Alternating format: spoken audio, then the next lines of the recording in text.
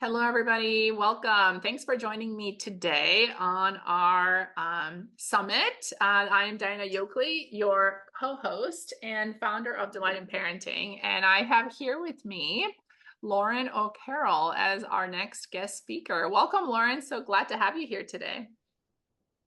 Great to be here, Diana. Nice to see you. Yeah, you too. As we talk about intentional parenting and living an intentional life, Um, today's conversation is going to be about how do parents that have ADHD support themselves in life and in parenting. And Lauren is a peaceful parenting coach that supports parents with or without an ADHD diagnosis. But if you have elements in your life that you would say possibly qualify you for ADHD, or you have struggles with certain things related to ADHD, Lauren is our expert. So today we're going to talk a little bit about that. But would you give us a little bit of a background of how you came to do this work and why you do it today? Yeah, sure. So I grew up undiagnosed ADHD. I have now two children, aged 5 and 8. The 8-year-old is ADHD. She's got other sensory issues, dyslexia, dysgraphia, all sorts of different SEND needs. But it was a massive battle to get her any kind of help and to get the school to even recognize it, because she was a champion masker. And by masking, I mean just covering it up and acting like everybody else. And that's the same for me. That was my experience at school as well. I was diagnosed at the age of 21, which is quite young compared to a lot of women. I got diagnosed at university, lots of stomach issues and stuff led me to get my ADHD diagnosis. So quite a strange route, but essentially stress manifesting in the body. And finally, I got diagnosed with ADHD. I have a younger daughter who is very typically ADHD, and she's getting quite a lot of support. But what I found becoming a parent is we know that ADHD is about as inheritable, or only slightly less inheritable than height. So the chances of being an ADHD parent and not having an ADHD child is less than, having, it's more likely that you're going to have an ADHD child than not. And what I found was it was very, very overwhelming to try and figure out what I needed to do to help my kids, to maintain my job, where I wasn't advocating for my kids, but I was, working in healthcare at the time, and, to manage family life and to manage all of the parties and there's clubs and everything else that goes with being a parent. My executive function wasn't really strong enough to be able to manage all of that, and for my kids to borrow it, and to advocate for my kids, and blah, blah, blah, blah, blah. And it was just really, really overwhelming. And because I had a child who was really struggling, I was reading all the books to try and figure out, how can I help my child?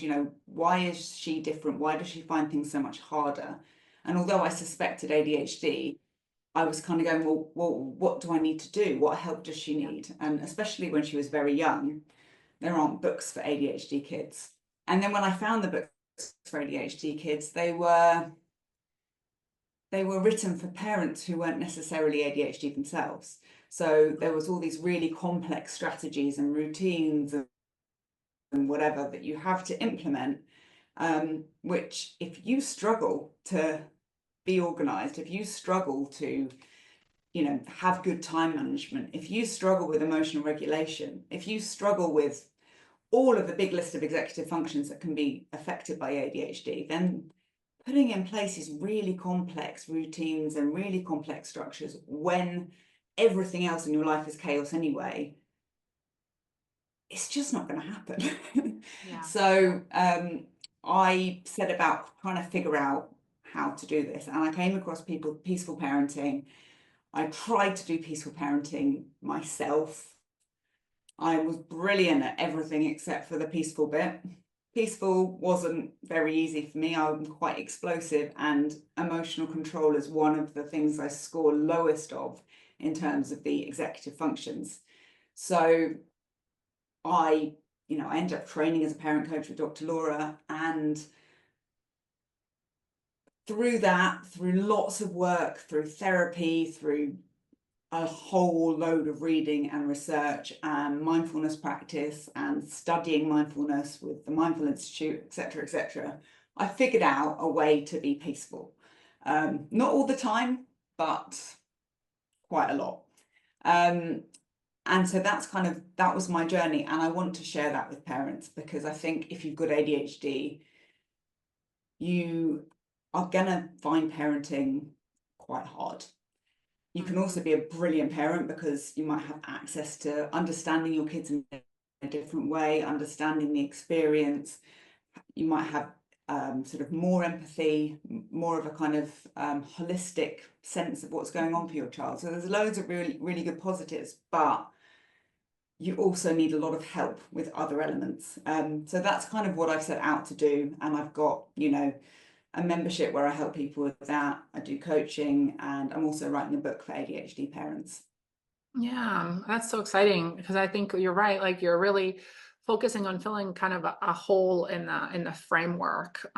There is a lot of talk nowadays about ADHD kids, but not so much about the parent helping the child. And like you said, like the structure of helping a child with ADHD can be really challenging for a parent with ADHD, and even for a parent without ADHD. A lot of these frameworks, they're not so simple, or if they're simple, they're hard to execute. But if you're struggling with ADHD yourself, it can make it 10 times harder, and then you just feel unsuccessful.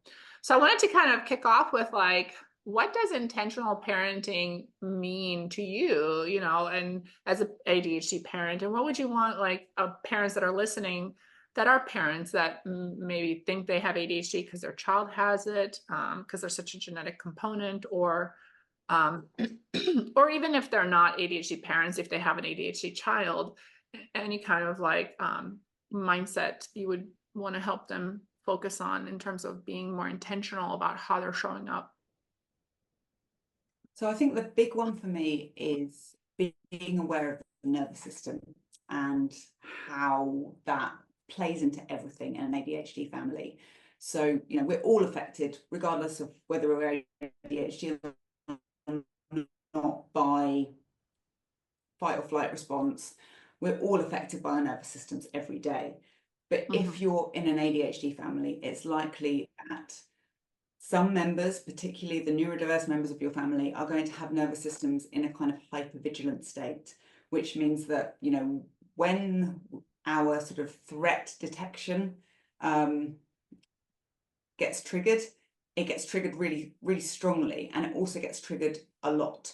So, whereas when the doorbell rings, a neurotypical parent might just think, oh, that's the doorbell, I'll go and see who it is. An ADHD parent might be they're already kind of on high alert. They're listening to the kids sort of talking, and it seems like it's kind of escalating. They're also kind of thinking about what they're going to cook, and they've got something that they're trying to do behind them that they need to remember to turn the timer off, and then nothing's written down, and there's all these things going on, and the doorbell rings, and it's just too much. And you can just feel like, oh my God, I can't quite cope with this.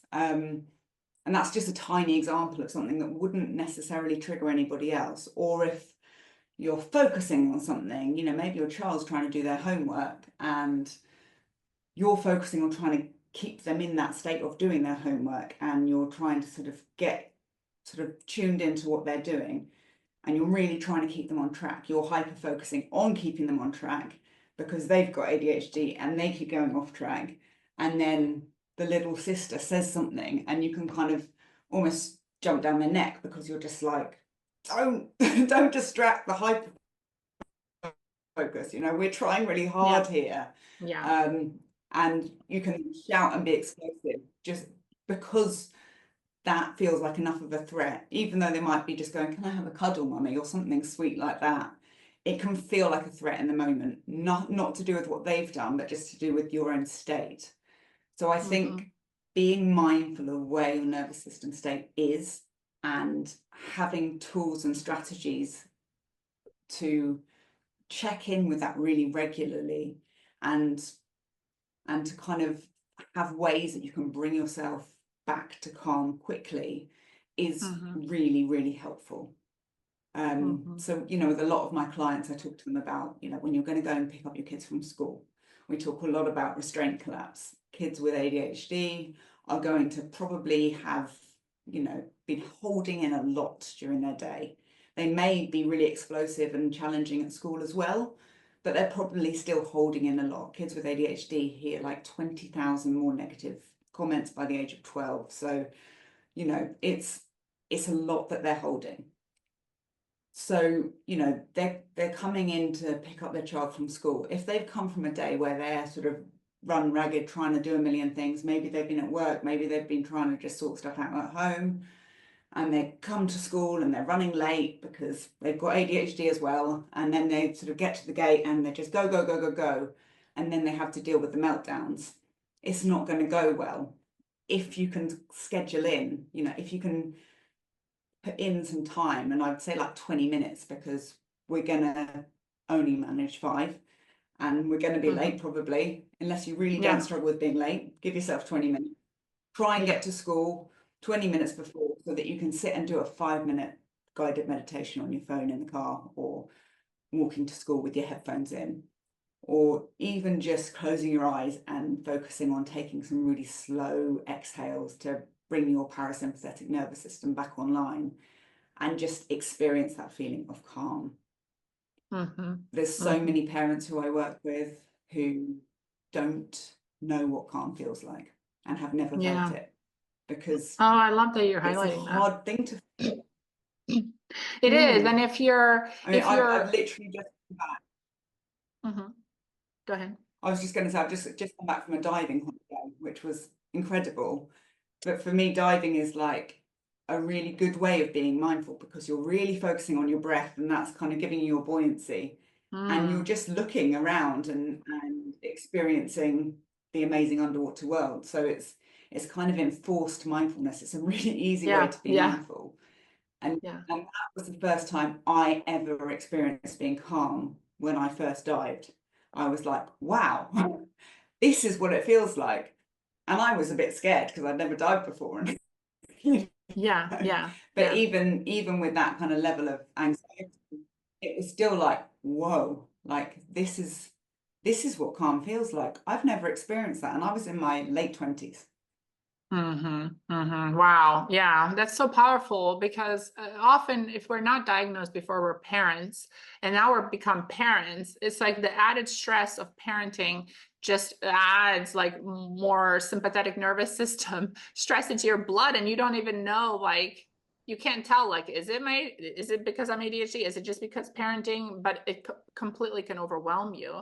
And I love how you're simplifying this whole thing about emotional regulation. Like, if we can focus on one thing intentionally, if we focus on our nervous system and like a monitor, it's like a continuous monitor, like as much as we can, right? Because nobody's perfect. Nobody's going to sit there and like be conscious of their nervous system all the time. But especially at key moments, like you're saying, before we pick up the kids from car Yeah, loop, or maybe before we start like a stressful thing like dinner, or before the morning rush in the morning, if we can be intentional about check in with your nervous system like a thermostat, like where am I at and how can I lower it? Because generally, like what you're saying, if you have ADHD, generally you're living on high alert in the sympathetic nervous system. You're most of the time in fight flight freeze, right? And so how can you go into the parasympathetic? It's like a constant returning to parasympathetic. Is that right?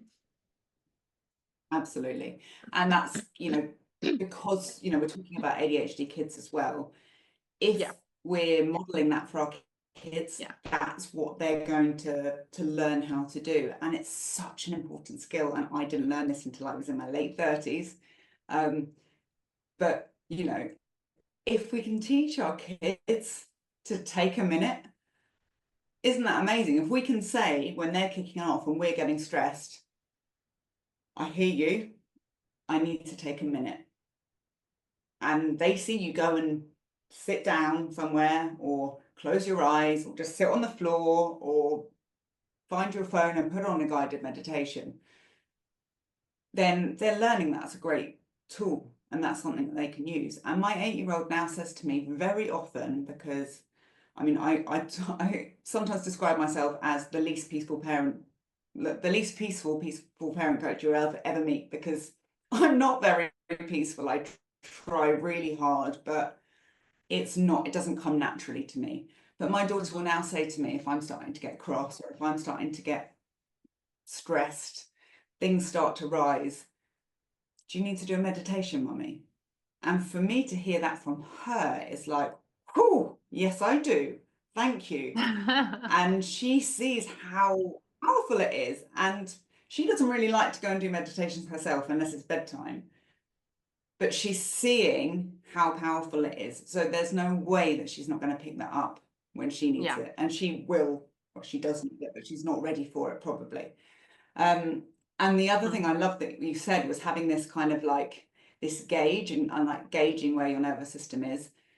I like to think about it in terms of like an emotional thermostat in your home. And as much as possible, if you can be that emotional thermostat. So if you're up here, everyone else is going to come up here. That's how our mirror neurons work. And if you come down here, everyone else will eventually come back down to where you are. So when things start going wrong and when people start getting cross, think about yourself first, that you're the only person you can control. And often when we're neurodiverse, we really, really like cling on to the need for some control. So you've got that, but it's not external. We can't control the external without controlling the internal first. So let's bring ourselves to where we want everyone else to be and watch as everyone else comes there. Yeah, I love that. And as we're able to create that environment in a more parasympathetic nervous system state, which is more relaxed state. And in the relaxed state is actually where our learning centers of our brain are able to learn new information, right? Because we can't learn in sympathetic and fight, flight, freeze. When we're running from threat, we can't be learning new information. It's just not priority. But if we are in parasympathetic, we can actually like our brain can take the time to learn to build new pathways, to build new skills, to fine tune executive function. So in terms of parenting our kids and even building skills ourselves from an executive function perspective, being in a calmer, more relaxed state is actually more conducive to executive function development, right? Because we know there's delays in development in kids with ADHD. And so if we can support them with that, with building more executive function, the more we are in a nervous system state that's conducive to learning. Is that right? Yeah, absolutely. Absolutely. And being aware of where you struggle with your executive functions and where your kids struggle with their executive functions, and just being aware of how that affects the household can be really, really powerful. And I work generally with couples, so more often than not, one of them will have ADHD and one won't. And it's looking at, okay, well, where is the weakness and how can the person who doesn't have that weakness support the other parent? And often the parent with ADHD will have a strength where they can kind of offset things as well. And it's sort of being really transparent about where we struggle and seeking help and modeling that again, because our kids have to learn to live in a neurotypical world. And as much as I'd like to change that, as much as I'd like to advocate for everybody being able to have equal access to things and being able to completely unmask ourselves, they're not going to do very well in the world as it is at the moment by just doing that. So they do need to learn skills. And actually, I think asking for help, knowing where you struggle and asking for help is a really, really great tool that our kids can learn early if it's modeled. If it's modeled as this isn't being, this is going, do you know, I'm often late for things and I really, really find it hard to get my stuff together early. So I need to get some alarms, or can you just, give me a 5-minute warning, friend, when we need to leave to go to this place, when we're teenagers? Can you, asking for help, setting alarms, having things around you that can help, and brainstorming that with your kids can be a really great way to sort of practice kind of problem solving, because actually people with ADHD tend to be really good at problem solving once they're empowered to do so. Yeah.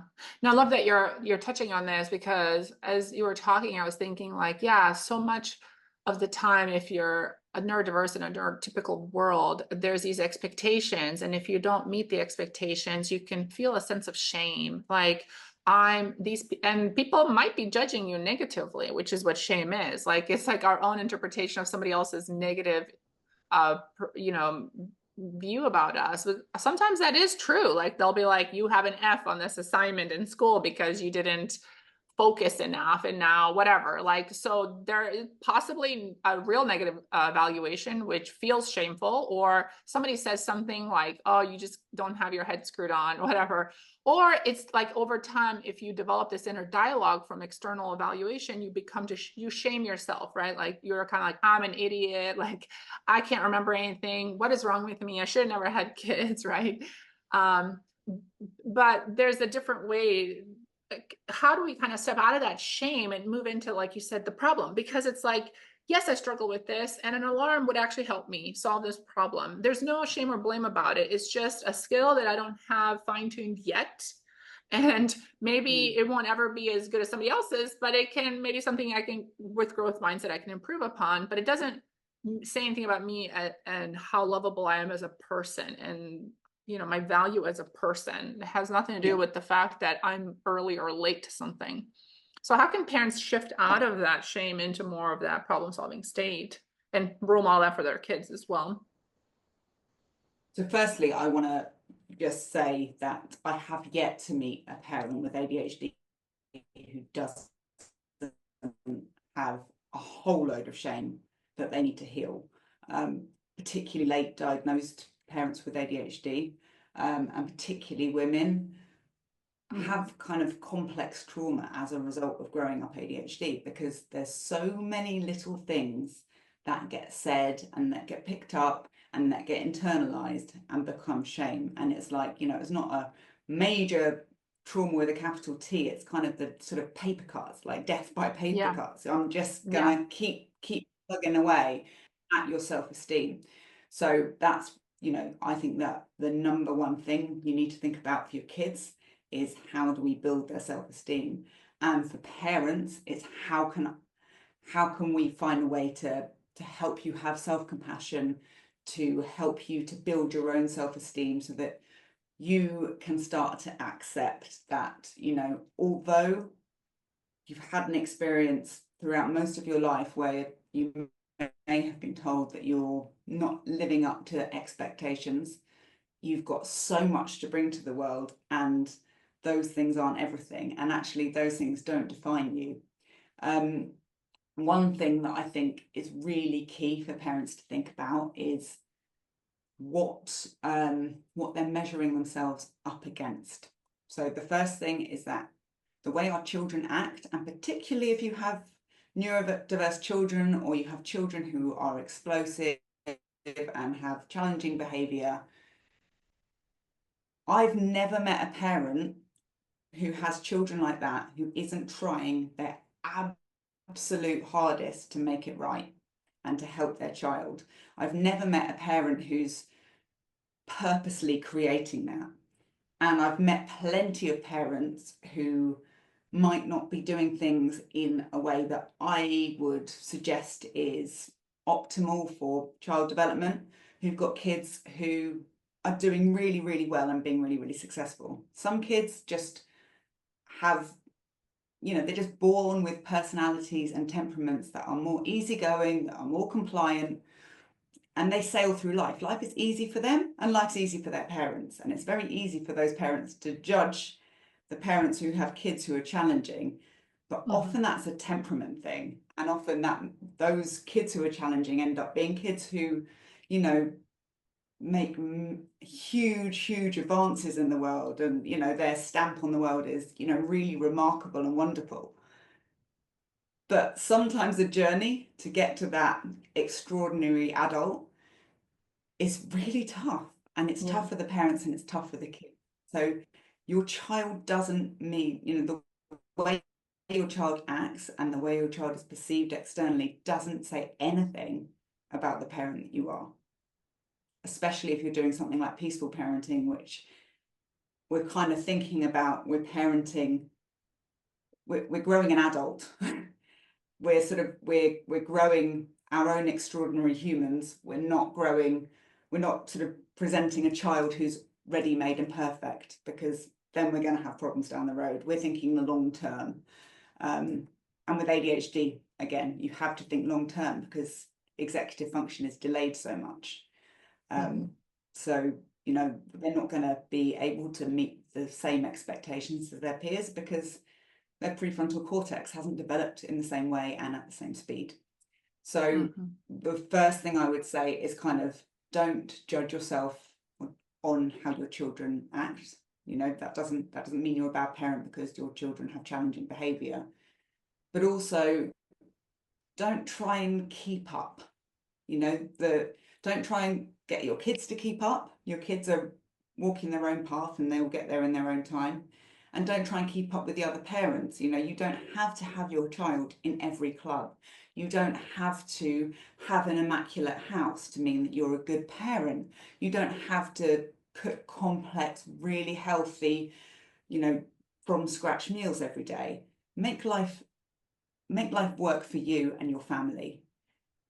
If you're having beans on toast 3 nights a week, because that means that you can be a calm, present parent with your kids, that is better than giving them, a very complex sit-down meal.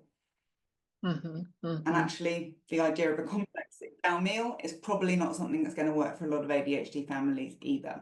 And that's Yeah. okay. There's lots of things that we're told, we must sit down and we must have a conversation every meal and reconnect as a family, and there's no electronics and blah, blah, blah. And yes, ideally, that would be lovely.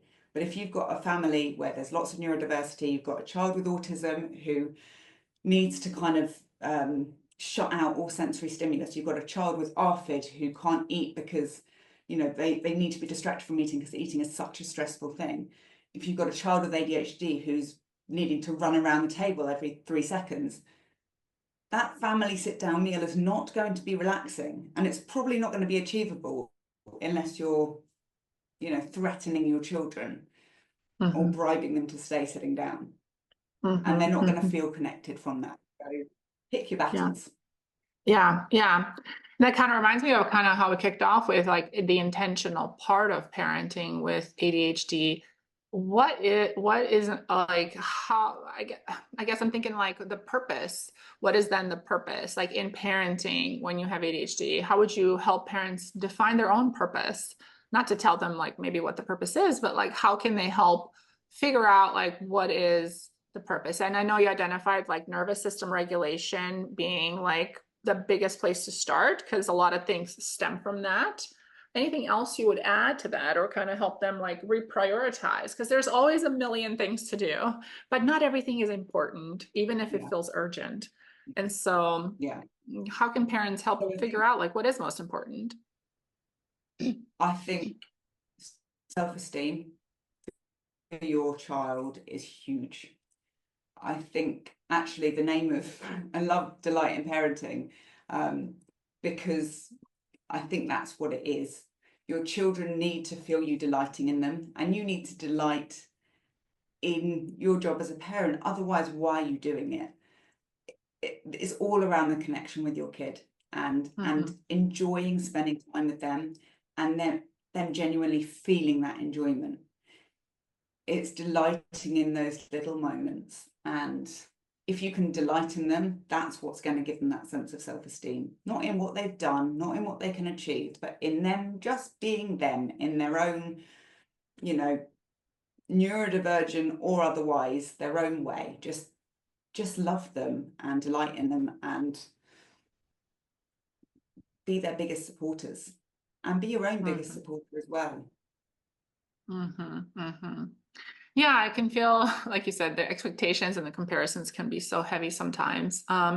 And I love that about loving the child that you have, because we know from research that even if we want something to change about our child, maybe their big explosions or like the meltdowns or whatever it is, like even if there's things that we want to improve, the best way to get there is through first accepting them as they are, right? And accepting ourselves. Uh, because it's from that place that's really the only place humans can grow and change from. And it goes back to kind of that parasympathetic nervous system, right? Like if we're creating safety around the child, then their brain can focus and prioritize on developing skills and scaffolding and developing emotional regulation and calming down faster and having less meltdowns. And so yeah, so I love how really you've kind of tied it in with again back to like the basics, back to basics around meeting our own needs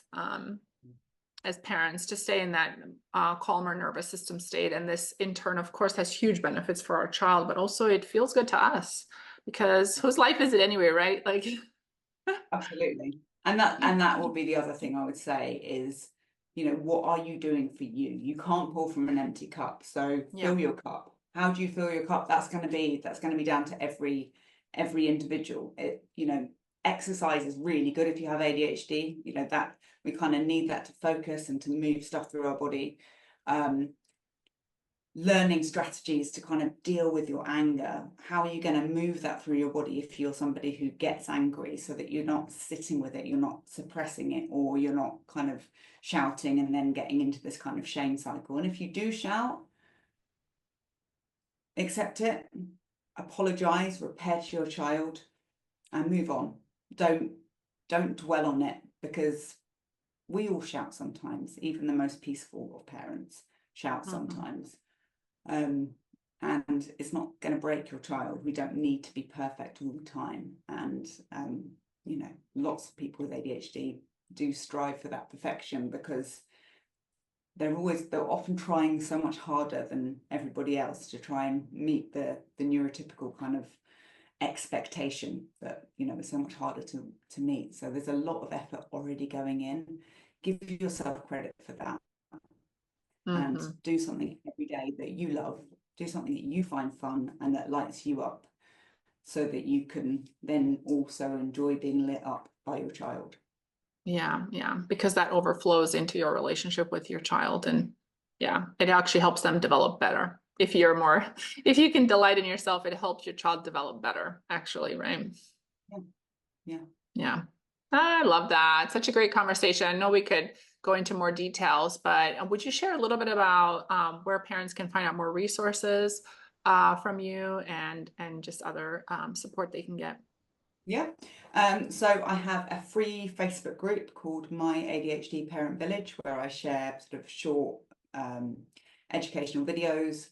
I'm on TikTok, Positively Parenting Loz, and on Instagram, I am Positively Parenting Together. Mhm. I'm also on Facebook, LinkedIn somewhere. I'm not very good at updating that.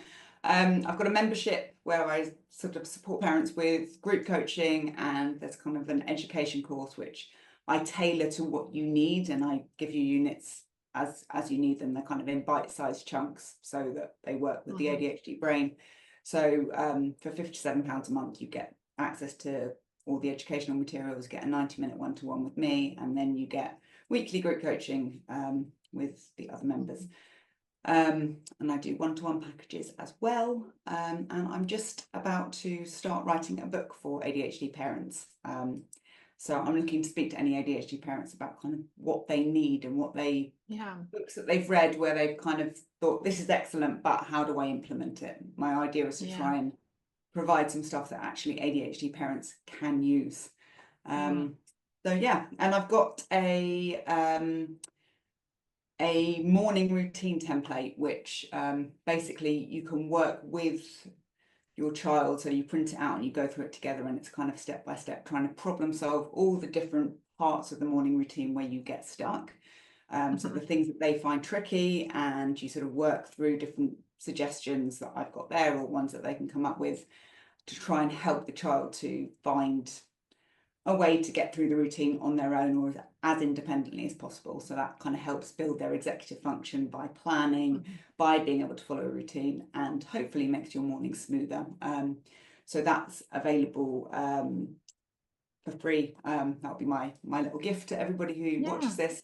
So can I give you the link for that? Is that how it works? Yeah, we're gonna have it, we'll have it linked below your video here. So everyone can just click down below and get signed up with Lauren to get access to that template. Yeah. Perfect. So yeah, so it's great resources. I love it because it's like ADHD parent resources created by an ADHD parent. Like you said, so often it's for neurotypical parents, and it's hard to implement. So I love that you're really like testing these resources, you're trying them, you're getting feedback from the ADHD parent community, and this will be much more on point and relatable and implementable for parents with ADHD in supporting themselves and their child as well. So appreciate you taking the time today. It's been a great Oh, it's been pleasure great to talking to talk you. to you, Diana. Lovely to see you.